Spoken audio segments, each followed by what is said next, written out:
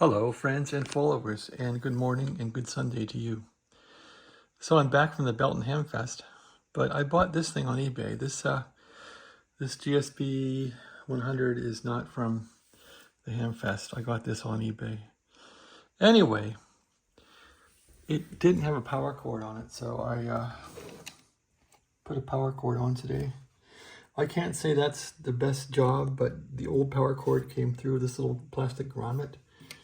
And I was able to undo the grommet with some, lucky to have these vice grip needle nose that I got in Massachusetts at the town of Dighton, when I was picking up an MO 500 Mercedes for 500 bucks. I bought these for 20 bucks from a guy at the parking lot.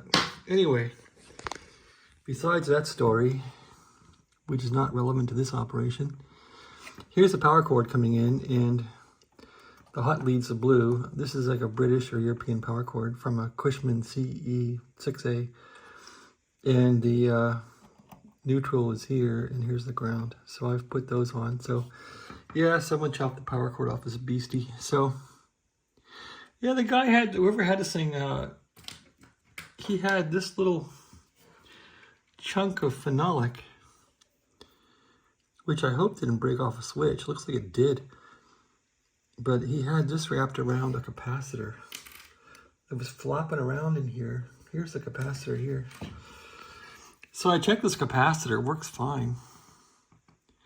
But he had this thing grounded. It's a 40 MF, and he had it grounded. He had one end going here. So I checked this thing with my fluke meter, and it's got plenty of capacitance, so I'm just going to see if it works the way it is. Just turn it over.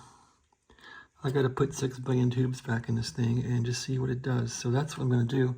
Usually I jump out the 5U4s with diodes, but you know what? I'm not going to do that. I'm just going to put some 5U4s back in this thing. So that's where I'm at. The last video we fixed the VFO, as you remember. Looks pretty clean. Looks like he did replace that resistor, and there's lots of B+ wires here. This thing has, I think, 275 volts B+, which isn't so high. And it has 600 volts for the plates of the plate of the tube, of the final. And that's about it for in here. And it's got a minus 100 volts. Minus 100 volts bias. So that's where we're standing here. All right, I'm going to flip this thing over.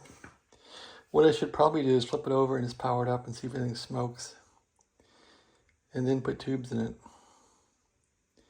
Maybe I'll put the tubes in it, and then I'll just power it up. I won't put the rectifier tubes in. I'll leave these two out, and I'll power it up and see what it does. And then I'll pop in one of those, then the other one, and see what happens. I'm not sure which one's which, though. I guess I can read the book and figure out which one does the B+, which one does the final. So that's my story. Looks like he jumped this together, but that thing had some good capacitance. So maybe that got replaced. I don't know. I hope so. I hope so. What else is going on here? Yeah, you want to check this thing for hacky hack, you know? So yeah, what else I did was I put an ohm meter on here, and it didn't have any shorts. So I checked this for shorts. I think check this for shorts, that for shorts. That means your B+ is not going to fire up and blow your fuse. So at least it won't initially. So this one had capacitance. I haven't checked these little paper ones here, but whatever. I'm like people say replaceable capacitors. That's kind of great, but it's a lot of work. And if this thing works the way it is, I'm not going to be replacing every capacitor in sight just to do it. Okay, thank you for watching. Have a nice day.